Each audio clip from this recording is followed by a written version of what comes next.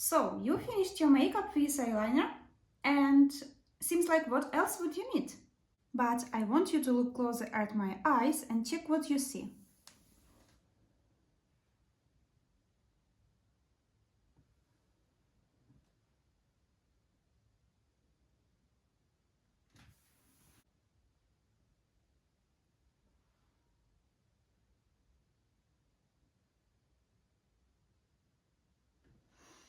I think you got the idea.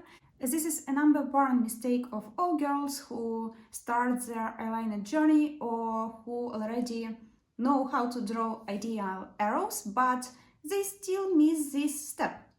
And in today's video, I want to finally fill in this gap, literally. So join me and check if you do it correct. Actually, I've already done the majority of work as of now. You see, I have my arrows done and they look pretty well. That's how I usually draw them. They are flying under my eyes. Now it's bad, but it's just all about this final step, and this is what I'm gonna show you. So you have your eyeliner applied and it's flying under your eye, and all you need to do to fix this is to fill in all the empty spaces in between of your lashes. Look how I'm doing this. I'm doing it from the other side of my eyelashes.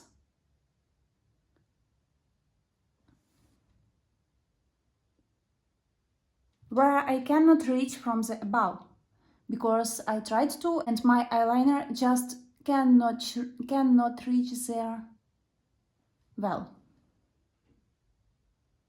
So I need to get there from another side. That's the secret. But I wonder how many girls miss this step, because I see it everywhere. Girls who wear their eyeliner, but their arrow goes somewhere too above from the eye. It's separated and it looks not very well. I hope you see what I'm doing. And you got the idea. So I finished filling in the free spaces in between of my eyelashes on the first eye, and now you can check the difference.